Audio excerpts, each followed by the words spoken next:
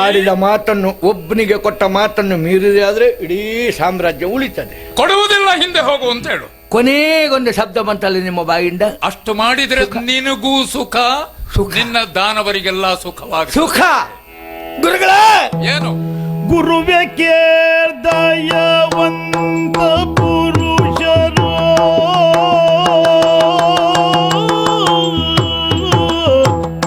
ಗುರುವೆ ಕೇಳ್ದಯವಂತ ಪುರುಷರು ತಿರಿದು ಜೀವಿಪ ಜನರೊಳು ತಿರಿದು ಜೀವಿಪ ಜನರುಳು ಕರುಣದಿಂದಿಯುವರಭೀಷ್ಟವ ಕೊರೆಯರೆಂದಿಗ ನುಡಿಯನು.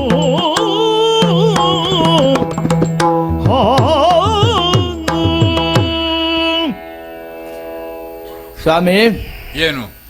ಆಚಾರ್ಯ ಶುಕ್ರರು ತಾವು ಪ್ರಪಂಚಕ್ಕೆ ಅರ್ಥನೀತಿಯನ್ನು, ರಾಜನೀತಿಯನ್ನು ಬೋಧಿಸಿದವರು.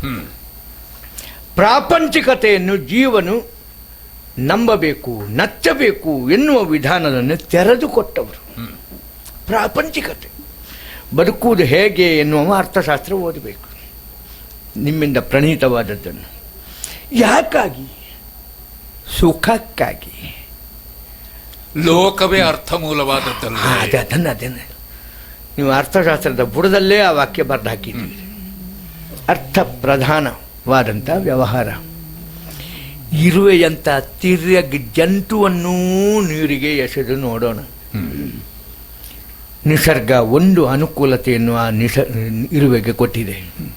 ನೀರಿನಲ್ಲಿ ಮುಳುಗದೇ ಇರುವ ಹಗುರವಾದ ಶರೀರ, ನೀರಿನ ಸಾಂದ್ರತೆಗಿಂತ ಕಡಿಮೆ ಸಾಂದ್ರತೆ ಇರುವ ದೇಹ. ಹಾಗಾಗಿ ತೇಲ್ತದೆ, ಕೈಕಾಲು ಬಡೀತದೆ. ಹೆಣ್ಣು ಮಕ್ಕಳು ಮಾತ್ರ ಹೇಳಿಯಾರು ಇರುವೆ ಈಜಾಡುತ್ತದೆ ಅಂತ. ಅದು ಈಜಾಡುವುದಲ್ಲ, ಈಜಾಡಲಿಕ್ಕೆ ಅದಕ್ಕೆ ಜಾಲ ಪಾದಗಳೂ ಇಲ್ಲ. ಅದು ಬದುಕಿಗಾಗಿ ಚಡಪಡಿಸುವುದು. ತನ್ನ ಗರಿಷ್ಠ ಯತ್ನದಿಂದ ಕೊನೆಗೂ ಅದು ದಡ ಸೇರಿಕೊಳ್ಳಬಲ್ಲುದು. ಯಾಕೆ? ತಾನು ಬದುಕಬೇಕು, ಸುಖ ಪಡಬೇಕು. ನಿಸರ್ಗ ಸಹಜವಾದಂಥ ಒಂದು ಪ್ರಕ್ರಿಯೆ, ಪ್ರವೃತ್ತಿ ಜೀವನಿಗೆ ಸುಖ. ಆದರೆ ನಾವು ಇರುವೆ ಅಂತ ತಿರ್ಯಗ್ ಜಂತು ಅಲ್ಲ. ಏನಾಯಿತು? 86 ಲಕ್ಷ ಯೋನಿಗಳಲ್ಲಿ ಮನುಷ್ಯ. ಮೆದುಳಿನ ಗಾತ್ರ ಅತ್ಯಂತ ದೊಡ್ಡದು ಮನುಷ್ಯನದ್ದು ಮಾತ್ರ. ಆ ಗಾತ್ರ ಉದ್ದ ಅಗಲದಿಂದ ನಿರ್ಣಯಿಸಲ್ಪಡುವುದಲ್ಲ, ಮೆದುಳಿನ ಮಡಿಕೆಗಳಿಂದ. ಅಷ್ಟು ದೊಡ್ಡ ಮೊಸಳೆಯ ಮಂಡೆಯನ್ನು ಹೊಡೆದ್ರೆ ಸಿಕ್ಕುವುದು ಸಣ್ಣ ಗೋಲಿಯಷ್ಟು ದೊಡ್ಡದು ಮೆದುಳು. ಬುದ್ಧಿಜೀವಿ ಮನುಷ್ಯ. ಸುಖ ಅಂದರೆ ಏನು ಎನ್ನುವುದನ್ನು ಮೊದಲು ತಿಳ್ಕೊಳ್ಬೇಕು. ಹಸಿವಾದಾಗ ದುಃಖ ಆಗುತ್ತದೆ. ಆ ಹಸಿವಿನ ನಿವಾರಣೆಗೆ ಏನಾದರೂ ಇಷ್ಟನ್ನು ಮುಕ್ಕುತ್ತೇವೆ. ಮುಕ್ಕಿದ ಕೂಡಲೇ ಅಯ್ಯಪ್ಪ ಸುಖ ಆಯಿತು. ದೇವರನ್ನ ಸುಖ ಆದದ್ದಲ್ಲ, ಅದು ದುಃಖ ನಿವೃತ್ತಿ ಆದದ್ದು.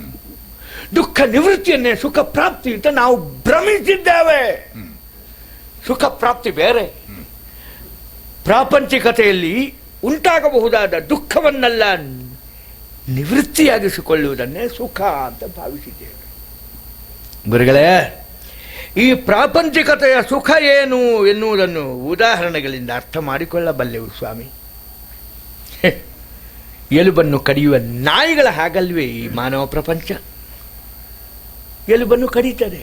ಯಾಕೆ? ಏನೋ ಒಂದು ಹಿತ, ಸಂವೇದನೆ, ಅನುಕೂಲ ಸಂವೇದನೆ, ಅದನ್ನೇ ಅಲ್ವ ಸುಖ ಅಂತ ಹೆಸರಿಸಿದ್ದು. ಬೇಕು. ಆ ಎಲುಬನ್ನು ಕಡಿತಾ ಇರುವಾಗ ಅದರ ಒಸಡು ಒಡೆದು ನತ್ರ ಜಿನುಗುತ್ತದೆ. ನಾಯಿಗೆ ತನ್ನ ಒಸಡು ಒಡೆದು ನೆತ್ತರು ಜಿನುಗಿದೆ ಅಂತ ಗೊತ್ತಿಲ್ಲ. ತನ್ನ ಕಡಿತಕ್ಕೆ ಒಳಗಾದ ಆ ಎಲುಬಿನ ಒಳಗಿಂದ ನೆತ್ತರು ಜಿನುಗಿದೆ ಅಂತ ತಿಳ್ಕೊಂಡು ಆ ನೆತ್ತರು ನೆಕ್ಕಿ ಮತ್ತೆ ಕಡಿಯುತ್ತದೆ. ಪ್ರಾಪಂಚಿಕತೆ ಅಂದರೆ ಅದು. ಹೆಂಡತಿ, ಮಕ್ಕಳು, ಆಸ್ತಿ ಪಾಸ್ತಿ, ಸುಖ. ನಾವು ಲಗಾಡಿ ಹೋಗ್ತಾ ಇದ್ದೇವೆ, ಗೊತ್ತಿಲ್ಲ. ಸುಖ ಸಿಗುತ್ತದೆ ಅಂತ ಭ್ರಮೆ. ಈ ಲೌಕಿಕ ಸುಖ, ಇದರ ಕುರಿತು ಭ್ರಮಾಧೀನನಾಗಿದ್ದಾಗ ನಾನು ಇಷ್ಟು ಎತ್ತರವನ್ನು ಏರುವುದಕ್ಕೆ ತಮ್ಮಂಥವರ ಪೂರ್ಣ ಬೆಂಬಲವನ್ನು ಹೊಂದಿ ಸಾಧಿಸಿದೆ. ಈಗ ಗೊತ್ತಾಗ್ತಾ ಇದೆ. ಏನು? ಮನೆ ಅಂಗಳದಲ್ಲಿ ನಿಂತವ ಹರಿ ಮಾಣಿಯಾಗಿ ಬಂದು ನನ್ನಲ್ಲಿ ಕೇಳ್ತಾ ಇದ್ದಾನೆ. ಇಷ್ಟು ಬಂದವ ಹರಿ ಎಂಬ ವಿವರಣೆ ಕೇಳಿದ್ದೆ ತಡ ಹೊಟ್ಟೋಯ್ತು ಸ್ವಾಮಿ. ಯಾವುದು? ನೀವು ಹೇಳುವ ಲೌಕಿಕ ಅಪೇಕ್ಷೆ. ಇಡೀ ಜನಾಂಗ ಉಳಿತದೆ. ರಾಕ್ಷಸ ಕುಲ ಸಂಘಟನೆಯನ್ನು ಆದಿದೈತ್ಯರು ಮಾಡಿಕೊಂಡು ಬಂದವರು. ಆ ಸಂಘಟನೆಗೆ ಬಲವಾದ ಪೆಟ್ಟು ಹಿರಣ್ಯ ಕಶುಪುವಿನ ಕಾಲದಲ್ಲಿ ಅವನ ಕಾಸ ಮಗನಿಂದ ಏರ್ಪಟ್ಟಿತು. ವಿಶ್ವಕ್ಕೆ ಹರಿ ಪ್ರಭುವೆಂದು ಅರಿ ರಕ್ಕಸ ಸಾಮ್ರಾಜ್ಯದ ಧೋರಣೆಯನ್ನು ಬದಲಾಯಿಸಿಬಿಟ್ಟ ಮಗ. ಆದ್ದರಿಂದ ಒಂದೇ ಸಂಘಟನೆಯಲ್ಲಿ ಎರಡೆರಡು ಧೋರಣೆಗಳು ಇರಬಾರದು ಎಂಬ ಒಂದೇ ಒಂದು ಉದ್ದೇಶದಿಂದ ತನ್ನ ಹೊಟ್ಟೆಯಲ್ಲೇ ಹುಟ್ಟಿದ ತನ್ನ ಕರುಳ ಕುಡಿಯ ಮಿಡಿ, ತನ್ನ ಕಣ್ಣಂಚಿನ ಮಿಂಚಿನ ಕಿಡಿ ಎನ್ನಿಸಿಕೊಂಡ ಪ್ರಹ್ಲಾದನನ್ನು ಶಿಕ್ಷಿಸುವುದಕ್ಕೆ ಹೊರಟ. ಆಗಲಿಲ್ಲ. ಎಲ್ಲ ಶಿಕ್ಷೆಗಳನ್ನು ಉತ್ತರಿಸಿದ ಪ್ರಹ್ಲಾದ.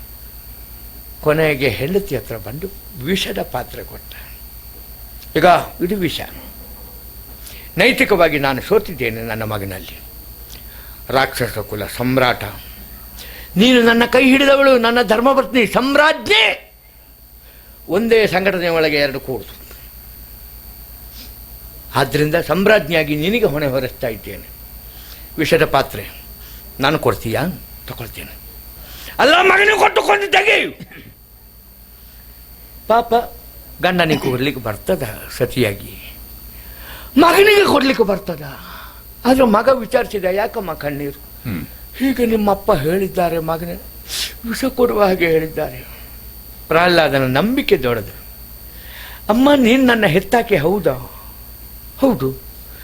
ನೀನು ಹೆತ್ತಾಕೆ ಹೌದನ್ನುವುದೆಷ್ಟು ಸತ್ಯವೋ ಅಷ್ಟೇ ಸತ್ಯ ನೀನು ಕೊಡುವದ್ದು ವಿಷವಾಗುವುದಿಲ್ಲ. ಯಾಕೆ? ಕುಪುತ್ರ ಜಾಯತ ಕ್ವಚಿದ ಪಿಕ್ಕು ಮಾತಾನ ಭವತಿ. ತಾಯಿ ತನ್ನ ಮಕ್ಕಳಿಗೆ ವಿಷವನ್ನು ಹೂಡುವುದುಂಟೆ? ಖಂಡಿತ ಅದು ವಿಷವಾಗುವುದಿಲ್ಲ ಹೇಳಿ ತಾಯಿಯ ಕೈಗೆ ಕೈ ಇಟ್ಟು ಎಳ್ಕೊಂಡು ಕೂಡಿದವನಂತೆ, ಸಾಯಲಿಲ್ಲ. ಇದನ್ನು ನಾನು ಯಾಕೆ ಹೇಳಿದೆ? ಯಾಕೆ? ರಾಕ್ಷಸ ಕುಲ ಸಂಘಟನೆಯನ್ನು ಉಳಿಸಿಕೊಳ್ಳುವುದಕ್ಕೆ ಹೆಣಗಿದ್ರು. ಸಾಗಿ ಬಂತು ಇಲ್ಲಿ. ನನ್ನ ಕಾಲದಲ್ಲೂ ಸಂಘಟನೆಯ ಧೋರಣೆ ಬದಲಾಗಲಿ, ಅದನ್ನ ಸಂಘಟನೆ ಉಳಿಯುತ್ತಲ್ಲ, ಅದನ್ನೇ ಉದ್ದೇಶಿಸಿ ನೀನು ನಾನು ಕೊಡ್ತೀಯ, ಅದ್ರ ಅಡ್ಡಿಲ್ಲ ತಗೊಳ್ತೇನೆ ಹೇಳಿ ನಾನು ಕೊಡ್ತೀನಿ. ನಾನು ಸತ್ರು ಅಡ್ಡಿಲ್ಲ, ಸಂಘಟನೆ ಉಳಿತದೆ ಹೊಸ ಧೋರಣೆಯಲ್ಲಿ, ಹೊಸ ಹುಡುಗನಿಂದ. ಇವತ್ತು ಆ ಸಂಘಟನೆಯನ್ನು ಉಳಿಸಿಕೊಳ್ಳುವ ನಿಟ್ಟಿನಲ್ಲಿ ಇಷ್ಟರವರೆಗೆ ನಿಮ್ಮ ಪರಿಪೂರ್ಣ ಆಶೀರ್ವಾದವನ್ನು ಸಹಕಾರವನ್ನು ಹೊಂದಿ ಸಾಗಿ ಬಂದೆ. ಆದರೆ ಈ ಕ್ಷಣದಲ್ಲಿ ಏನಾಗಿದೆ ಗೊತ್ತುಂಟೆ? ಧೋರಣೆ ಬದಲಾಯಿತು ಸ್ವಾಮಿ. ನಂದು ಸ್ವಾತ್ಮಾರ್ಥೇತ ಮಹೀಂ ತ್ಯಜೇತ್ ಎಂಬ ಮಟ್ಟಕ್ಕೆ ಕೃತಿಕಾರನ ವಾಕ್ಯ. ಆತ್ಮಾರ್ಥೆ ಮಹೀಂ ತ್ಯಜೇತ್, ಆ ಮಟ್ಟಕ್ಕೆ ನಾನೀಗ ಮುಟ್ಟಿದ್ದೇನೆ. ಸುಖ, ಇದು ಸುಖವೋ? 14 ಲೋಕದ ಅಧೀಶತ್ವ ಸುಖವೋ? ಅಶಾಶ್ವತವಾದದ್ದು, ಶಾಶ್ವತವಾಗಿ ಇರುವುದಲ್ಲ ಇದು. ನಾನೊಂದು ಉಪಾಧಿ ಮಾತ್ರ, ಇದಕ್ಕಾಗಿ ಹೆಣಗಿ ಬಂದದ್ದು. ನೀವು ಲೌಕಿಕ ಬಯಕೆಯನ್ನು ನನ್ನಲ್ಲಿ ಸ್ಫುರಿಸುವಂತೆ ಮಾಡುವ ಪ್ರಯತ್ನ ಮಾಡ್ತಾ ಇದ್ದೀರಿ. ಅದರಲ್ಲೂ ನಿಮ್ಮ ಅರ್ಥಶಾಸ್ತ್ರದ ಒಂದು ಸ್ವಾರಸ್ಯ ನೋಡಿ. ಹೇಳತಕ್ಕದ್ದು ಅಲ್ಲ, ಹೇಳಬಹುದು. 1000 ಸುಳ್ಳನ್ನಾದರೂ ಹೇಳಿ ಮದುವೆ ಮಾಡಿಸು ಅಂದರೆ ಹೇಳಬಹುದು. ರತು ಸಂಪ್ರಯೋಗ ಹೇಳಬಹುದು, ಹೇಳತಕ್ಕದ್ದು ಅಲ್ಲ. ಆ ನ್ಯಾಯನ ನೋಡಿದರೆ ಇಲ್ಲಿ ಹೇಳಬೇಕಾತಿಲ್ಲ. ಹೇಳಬಹುದು ಅಂದರೆ ಹೇಳದೆಯೂ ಇರಬಹುದು. ಮಾತು ಕೊಟ್ಟಾಗಿದೆ. ಈಗ ನಾನು ಮಾತನ್ನು ಹಿಂತೆಗೆದುಕೊಂಡೆ ಅಂತ ಆದರೆ ನಮ್ಮ ಸಂಘಟನೆ ಯಾವ ಹೇಳನಕ್ಕೆ ನಾನು ಗುರಿಯಾಗೇನೆ ಬಂದ ಬ್ರಾಹ್ಮಣರೆಲ್ಲ ದೇವತೆಗಳು ಅಂತ ಗೊತ್ತಾಗಿದೆ. ವೇಷ ಮರೆಸಿ ಕೂತಿದ್ದಾರೆ, ಇನ್ನೂ ಹಾಗೇ ಇದ್ದಾರೆ. ಯಾಕೆ ಅವರು ಸುಮ್ಮನೆ ಕೂತಿದ್ದಾರೆ? ನನ್ನ ಅವಕಾಶ ಇದು ಗೊತ್ತಾದರೂ ಸುಮ್ಮನೆ ಕೂತಿದ್ದಾರೆ. ಯಾಕೆ? ಅವಕಾಶ ಕಾಯ್ತಾ ಇದ್ದಾರೆ, ಯಾವಾಗ ಹೇಳುವುದು ಬಡಿಯುವುದು ಅಂತ. ಮಾತನ್ನು ಮೀರಿದೆ ಅಂತಾದರೆ ಇವರೇ ಎದ್ದು ನಿಲ್ಲಿಕ್ಕಿಲ್ವ? ಆಯ್ತು, ಆಡಿದ ಮಾತನ್ನು ಮೀರಿದ್ರೆ ನೀವು ಹೇಳುವ ಮಾಣಿ ಮಹಾವಿಷ್ಣು ಹೌದು ಉಂಟಾದ್ರೆ ಸುಮ್ಮನೆ ಬಿಟ್ಟಾನ? ಪ್ರಸನ್ನತೆ ಇಲ್ಲ, ಜೊತೆಗೆ ಆಗ್ರಹ ತಳೆಯುವ ಹಾಗಾಗ್ತದೆ. ಇಷ್ಟೆಲ್ಲವನ್ನು ಆಲೋಚಿಸಿ ಗುರುಗಳೇ ತಮ್ಮ ಮಾತನ್ನು ವಿರೋಧಿಸುವ ನೆಲೆಗೆ ನಾನು ಮುಟ್ಟಿದ್ದೇನಾಗಿ ತಿಳಿಸುವುದಕ್ಕೆ ಅತೀವವಾಗಿ ವಿಷಾದಪೂರ್ವಕ ಸಂತೋಷ ಪಡ್ತೇನೆ.